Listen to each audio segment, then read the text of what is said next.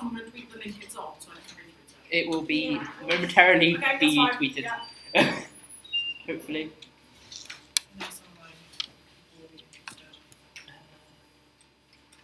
That's easy. Server. Oh, yeah. I'm amazed at the number of people here. I've never seen more than 3 people at Disabled Students Network before. How are you doing this? This is amazing. Really good. So good. I've genuinely never. 4. I think 4 is the record. We had a committee meeting once and there were 4 of us. Once. I think we've had a forum of about 15. We've had a forum of 15. Yes. We have got 38,000 students, so that helps. We got 23,000, so we were up there with it.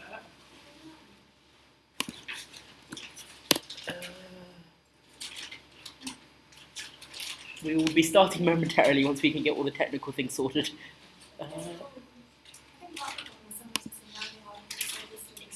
Absolutely. Yeah. Which is why we really want to get the online stuff going. Okay, I've got the Twitter link. It's the Facebook link rather.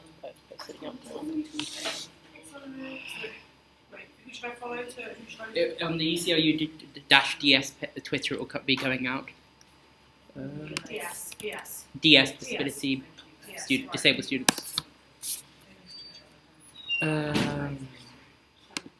Just wait on Tom to come back with the camera that I forgot to pick up.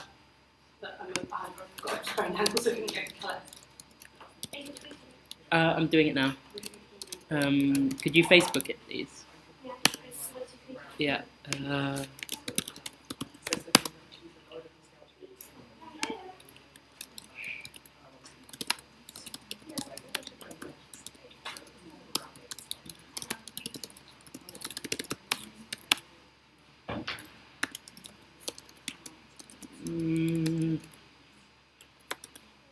Hello, you're on live stream. Please do not swear. Okay, the link's out.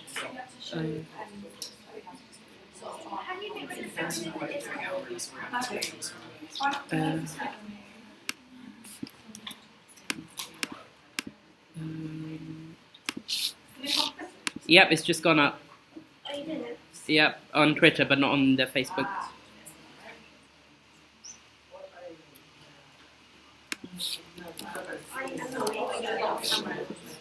Okay, I'm doing it. Hold on. Oh, this is going to be an entertaining stream. People just listening to me do this. I'm going to be filming just the Q&A part. If people don't want to be in the film, well, let me know.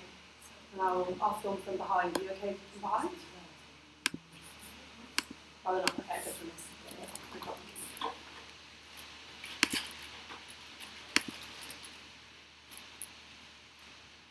Oh my gosh, how did you get your Mac to go rainbow colours? Isn't it a sticker? A number. One of my friends at SOC has there's like a plain like apple.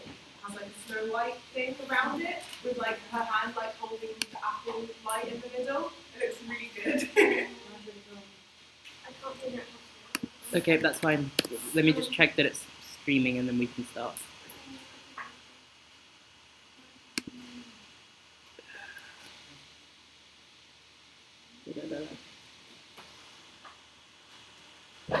My computer is literally dying because it's not being able to...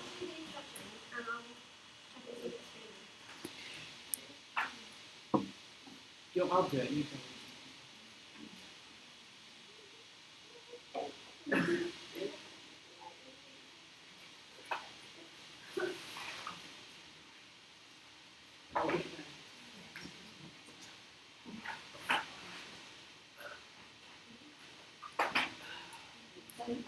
When we get to Q&A, Sorry, yes. if you just repeat back the questions, because you're more likely to see voices and movements, then I think you'll find.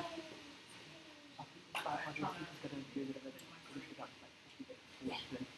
So give you a chance to say a few words, and then give you a chance to say a bit about yourself. Here. Oh, you're on delay. Sorry, that's not the... This is... Because like, there are a few interesting things about, like, just I'm not sure it's Yeah, thank you for your You want to take a seat in front? I do that now. Right. Okay. You're going to invite them up? Yeah. Do you want to speak at the front, sit in front, or am I right here? I'll introduce you. Good afternoon, everyone, and welcome to everyone who's in the room and to everyone who's watching us on our live stream. Welcome to our second event as part of the Now You See It campaign. And today we'll be focusing on chronic illnesses. We're delighted to be joined by two fantastic speakers who will be first giving a brief introduction to their lives and their perspective on chronic illnesses, and then we'll be proceeding to a Q&A which everyone can get involved with through the live stream or through the hashtag NowYouSeeIt on Twitter and Facebook. Our first speaker is Lizzie Goddard, who owns the blog which is known as The Pillow Fort. And our second speaker is Oj, who is the student disability ambassador at UCL, and we're really delighted to have them here. So I'd like to welcome them both to the stage, and then we will pick up question and answers in a few minutes. Thank you.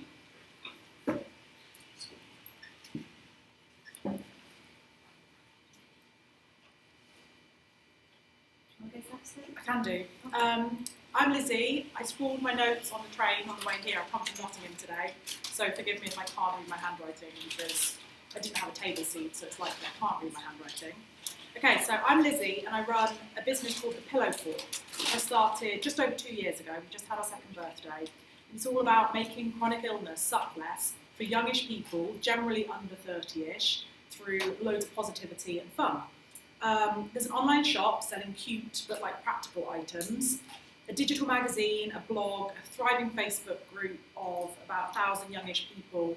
The rule is you've got to be positive in that group, so it's quite a safe haven away from some chronic illness groups which can get quite negative. And I choose to use the word wallery, although I experience some criticism for using that word. And anything else I feel like creating, really. So recently I started doing some online workshops just to teach people things. I've personally had chronic fatigue syndrome, or ME, for 10 years now, since I was 16, 26. With varying levels of severity. So I've been from housebound through to just kind of needing to be careful with not overdoing it, which is a place I'm at right now, fortunately. I like to explain it as having a faulty energy battery. So it just drains really quickly, and then it's like a nightmare to recharge. It's like the cable is a bit broken, and you have to fiddle with it, and it just doesn't recharge very well. I also really like spoon theory. So can you raise your hand if you've heard of spoon theory before? Excellent. So spoon theory is the idea that you have so many spoons, physical spoons, I have spoons around my neck, to do everything you need to do each day. And people with chronic illnesses have less spoons. So getting up is one spoon, brushing your hair is another spoon, doing your hair is another spoon, and so forth. And you have to manage your spoons. I took a gap year before I went to uni to try and get a grip on my health before I attempted theology at the Uni of Nottingham. I actually really thrived at university. I think it was being away from home, getting to live on my own terms. I was able to be out in a way I wasn't able to be out at school as gay and queer. And I was much more responsible for managing my time, managing my energy, managing my workload, which I didn't really have the opportunity to do at school. And it also helped that I did an art subject and didn't have that many hours of lectures a week. And even then I made informed decisions about which ones I was actually going to go to, much to the annoyance of my lecturers. In my first year, I didn't actually have the diagnosis yet of chronic fatigue syndrome. I just had chronic headaches that they just didn't know what was causing. I chose the Uni of Nottingham because when I went on the open day, there were posters up everywhere of support for disability and chronic health conditions. And even though I didn't feel disabled, didn't use that identity, I really felt like it was a place I was going to be able to get some support. So I filled in all the paperwork, and in my first year I had things like extra time for exams, and lecturers I could just email and just be like, it's all gone horribly wrong, can I have a little extension on my essay please? In my first year at uni, I went to NUS, National Union of Students LGBT conference, and that was the first time that I ever really thought about the label disabled and thought, does this apply to me? Because I went to the Disabled Caucus, which is a gathering at the conference of all the disabled people at the conference.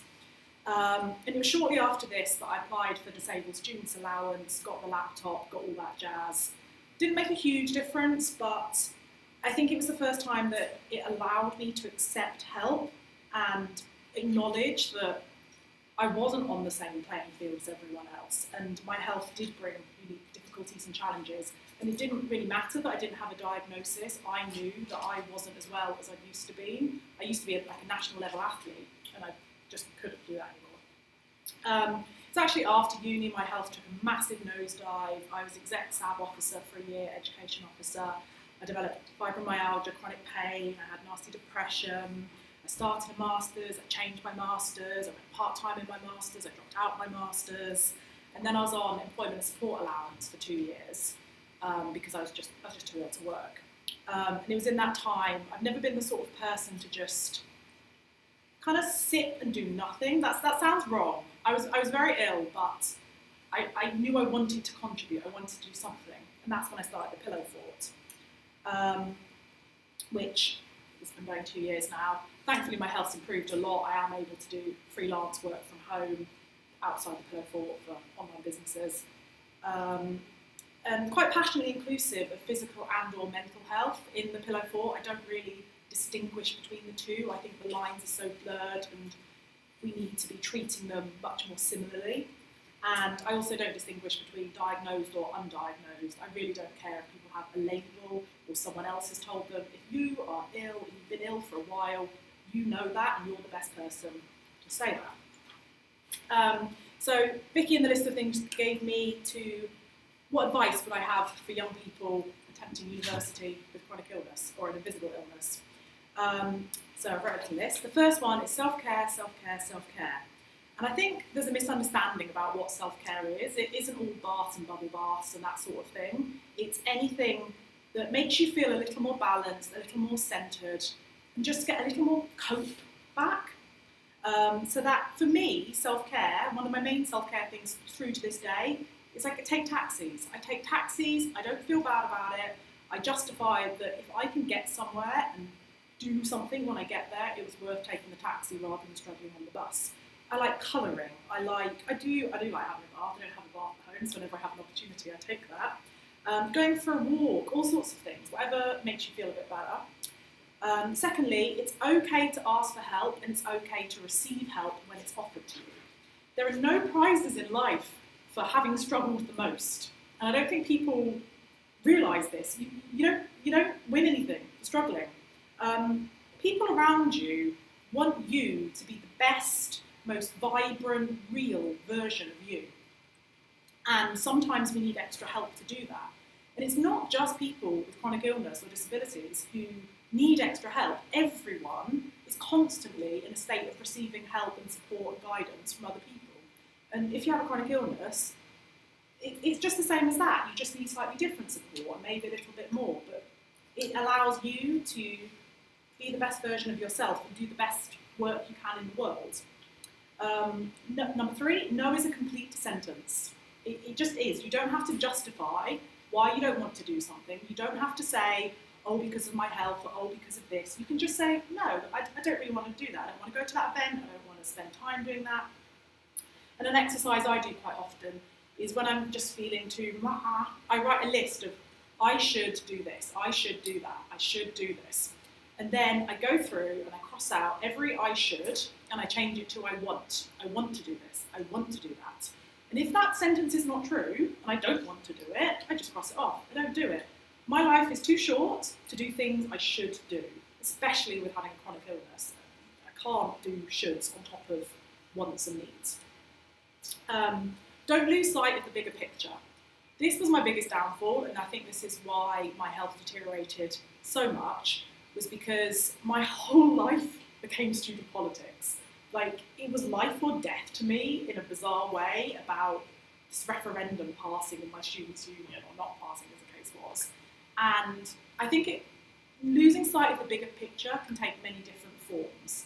Particularly in university, we can get so engrossed in our studies and doing well in whatever groups or societies or communities we find ourselves in, that we kind of forget that there's life outside that. So whatever it looks to you, don't lose sight of the bigger picture and that there's life other than what feels most life or death right now.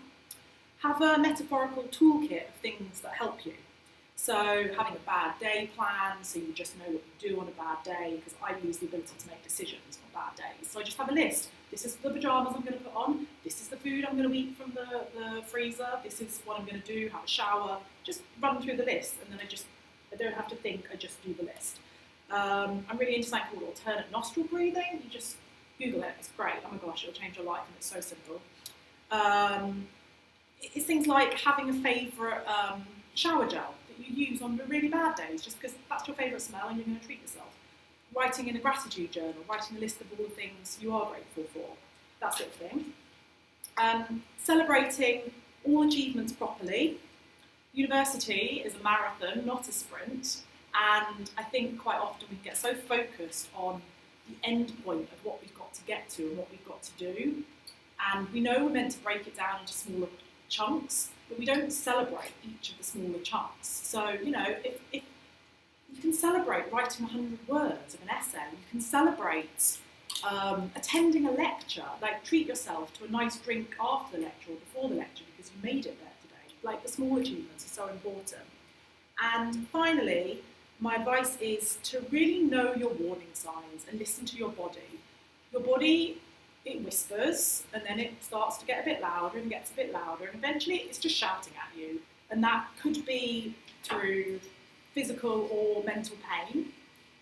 And for me, when I start saying things like, oh, I just need to get through this week, I just need to get through this week, and then I'll have a rest, and I realise I've stopped living sort of in the moment day to day, that's a huge warning sign for me. And when I feel depression coming back up, I feel like my insides are turned to black sludge. And when I get those warning signs, I pick them up a lot quicker than I used to, so my body doesn't have to shout in the way it used to. And I clear my diary, I take some time, I chill out, I do that sort of thing. So that's my last bit of advice for getting through uni with chronic illness.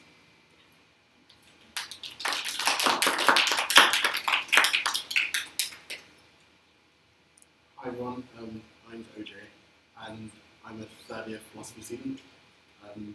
With respect to my chronic illness, I suffer from chronic pain, and that is degenerative disc disease, which in fact I only just learned a few months ago. But I've been dealing with chronic pain for about 7 years, and one of the biggest things that I've learned while dealing with chronic pain is that the relationship between the person, me, and the injury changes quite a lot over the time that you experience it. And it's something that took me quite a long time to appreciate, because in the first 2 years of my illness, I was very dismissive of it. I just thought that my position isn't as bad as some other people, so I shouldn't feel as bad as I do. And then, as my illness progressed, I slowly began to feel more frustrated and feel more limited with my illness. But at the same time, I also learned that. At the same time, I also started writing about it, and writing about personal development and how to live a life around chronic pain, so that I'm no longer living against my pain, I'm living with it, and it no longer becomes like the demon that's always in my back. And one of the most important things I've learned, I say, is that it's okay to feel bad. You don't have to chastise yourself for feeling bad. People with chronic pain are 3 times more likely to suffer from depression. They're more likely to be unemployed, for example. All of these things, they're genuine problems, and it's okay to not feel like on top of the ball every single day. And over the past 2 or 3 years, while I've been writing on my blog, I've realised that you can learn different habits to help live with the pain. So, for example, starting a gratitude journal to help realise that your life isn't just pain, even though it feels like it. There are lovely things that you can be very, very grateful for. So, for example, right now, I'm grateful that you guys are here listening to me talking about it. and various things like learning to meditate and making that a daily practice so that you begin to live in the present rather than catastrophizing the future and the past. Simple things like that are extremely helpful when it comes to chronic illness, and simply learning about chronic illness is also very valuable. So, for example, I learned that over the course of history, ranging about 400 years ago, that we've had roughly 3 models of pain. One was started by Descartes, who said that you have an injury, a physical injury, then the brain says that you have pain. And that's a very, very dominant theory, even today, even though it's wrong. And then you have the gateway theory, which argues that our pain is also influenced by our emotional state and environmental state, which was also recently challenged because you can have pain without any kind of injury at all, and you can have pain even if you're in a good emotional state. So that was then replaced by almost it's almost like a metaphor where you have a neural module in your head, and the pain module is just broken. It keeps on replaying again and again and again, even if there isn't any injury. And simply understanding things like that has really helped me slowly come to terms with my chronic illness. Yeah. Thank you.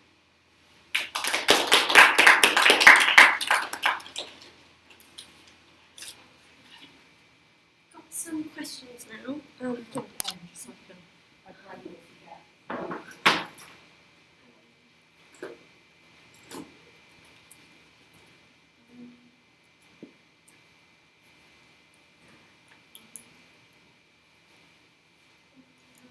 got a document with all the questions on them. Do you want me to ask them? Because they've been printed out. We put them on the on one note. On Hootsuite. Yeah, So, I'll go on the Hootsuite. maybe not there. I'll go on the road show you. They would have been tweeted by now, though. All of them.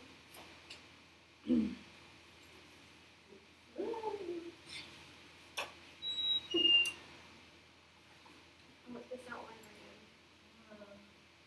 It's fine. It needs to flow a bit anyway.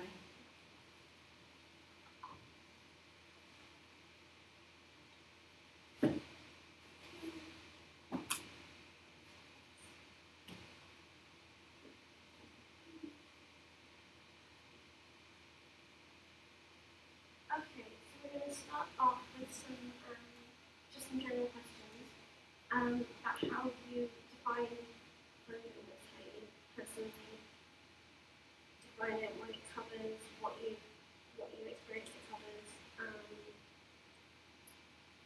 So yeah, the first question. So the question was, how do you define chronic illness and how that relates to you? Personally, I take a very standard medical definition of a condition that's lasted for more than 3 to 6 months. And so with pain, it would be just prolonged pain that's lasted for around 3 to 6 months. I think I have a much more broad, general definition of chronic illness, particularly the people who I know are in my community who benefit from my Facebook community. As I said before, physical and or mental. And I think, I've lost my train of thought, that's what I think. It's gone. Yes, I was going to say, I think self-definition is very important with chronic illness, and having permission to accept that something is not right and you know it's not right, and quite often the medical profession can be like, there is nothing wrong with you, you cannot be having this pain, we don't understand why there's this pain, we don't really care almost, and I think it's not very helpful to, I think you can have a chronic illness without having any diagnosis, and that sort of removes the medical profession from it. So I think self-definition of chronic illness, physical and or mental, is how I sort of approach it, certainly with pillar thought. Does anybody from the audience have anything to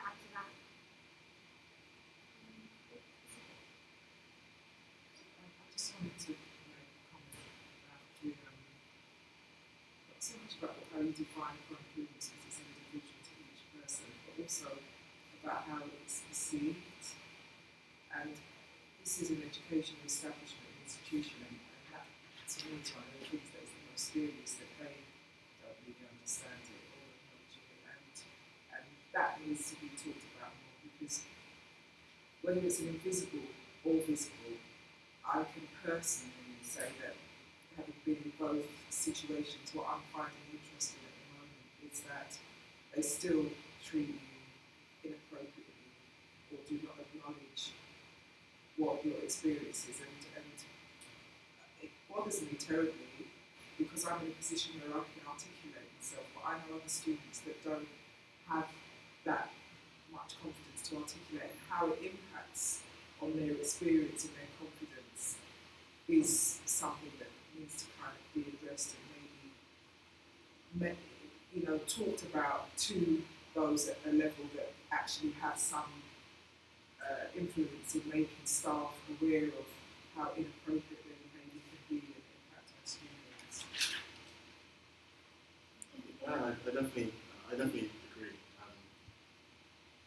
The perception of chronic illnesses, especially if it is invisible to other people, is oftentimes quite dismissive. And I even found that with my own attitudes towards myself. So as I mentioned earlier, in like the first 2 or 3 years of my illness, when I just realised, I'm just in pain all the time, I was dismissive of my own illness. And I just thought that I was complaining far too much. And that does happen with other people reacting to you. So recently there was, and I can't remember, I think it was on the Huffington Post, where they noticed that doctors simply take female pain less seriously. And things like that, even if they're very subtle, can be quite devastating to a person's confidence. So yeah, thank you for bringing that up. Next question.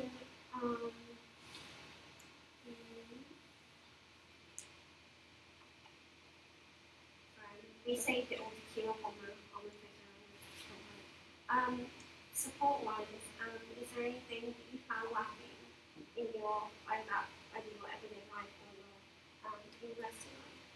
Any support that you found that wasn't there but could be?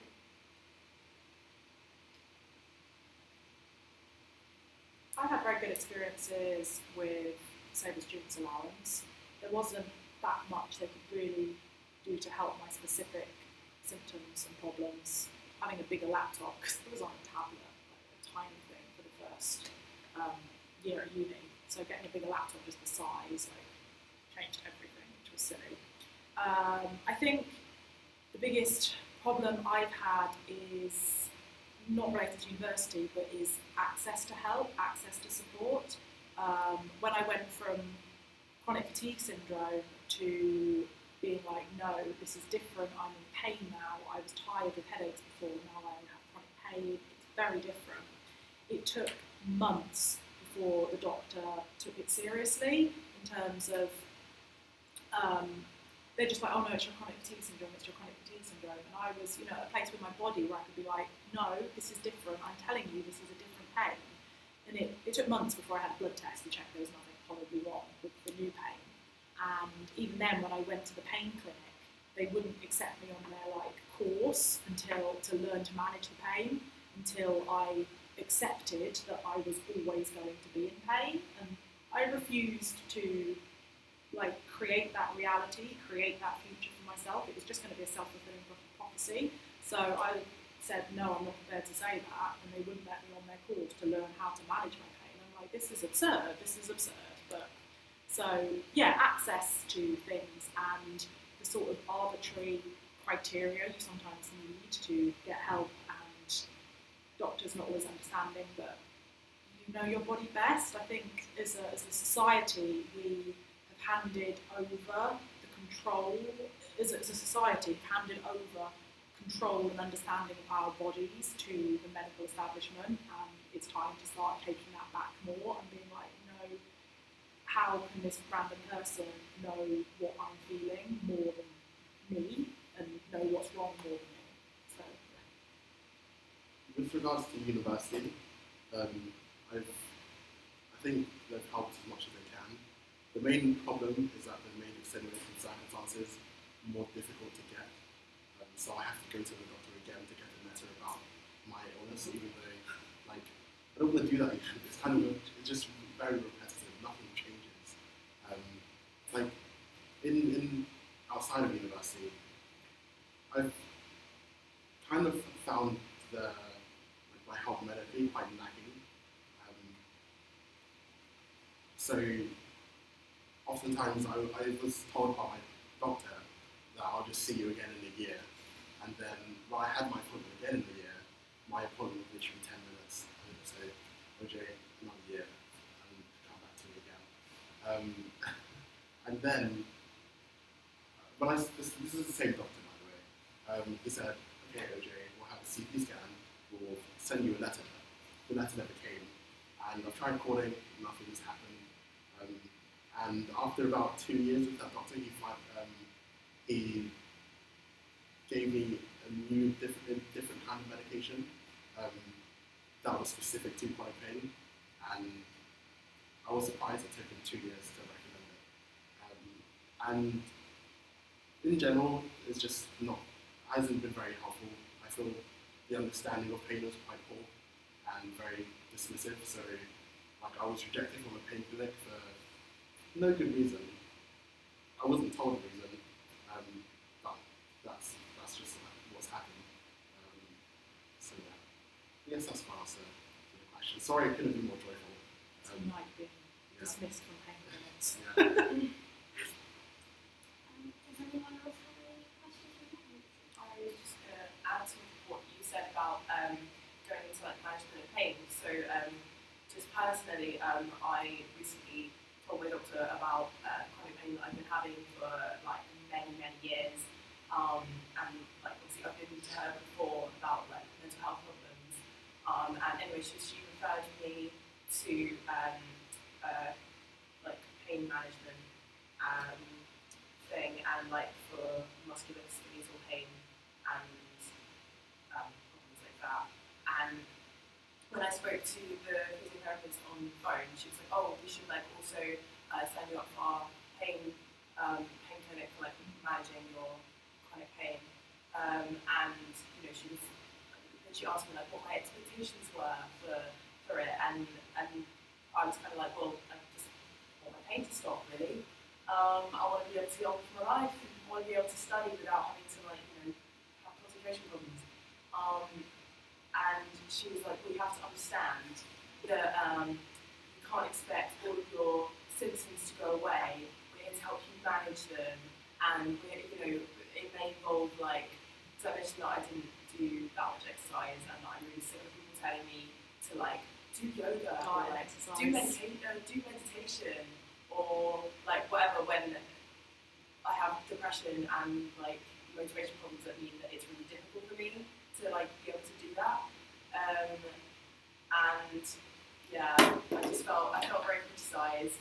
And like as soon as I mentioned I had motivation problems, she was like, "Oh, well, you know, if you don't turn up for your appointment, you'll be like taken off the list of like patients." I was like, "Okay, have some chill." So I do feel that like a lot of medical professionals are quite unsympathetic to people with chronic illnesses, especially if they're invisible.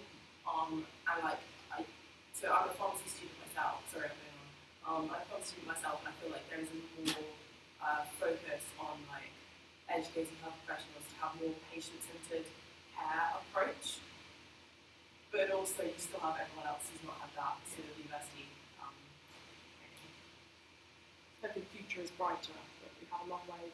We have a long way to go. I think people quite like medical professionals can often be like, well, I've read the textbooks, but they have no understanding of your life, what you're saying. They can't imagine it. I think that's one thing that's very interesting about chronic illness and chronic pain particularly, is that and fatigue is that if you haven't experienced it, you can't imagine it. It's one thing to say it's like feeling like you got hit by a bus and ran a marathon afterwards, but but it's another to know what it feels like. So there's that element of, because I think for some visible disabilities and some things like that, it's more imaginable, but pain and fatigue in particular are so vague, I guess, that people can't imagine, and therefore they can't respond in a way you want them to respond. Even things like diseases that have biomarkers, like diabetes and things like that, like doctors are much more, like health professionals in general are much more sympathetic towards patients who have those kinds of diseases. Like, that's just in my experience. Yeah. Rather than like pain, which is incredibly subjective, fatigue, which is incredibly subjective. There have been studies demonstrating that even people with chronic pain, continuously underestimate the amount of pain the other person's in. So, without chronic pain and with chronic pain, we're still likely to underestimate how much the quality of life that the other person is experiencing. Yeah, so I just thought that was quite interesting.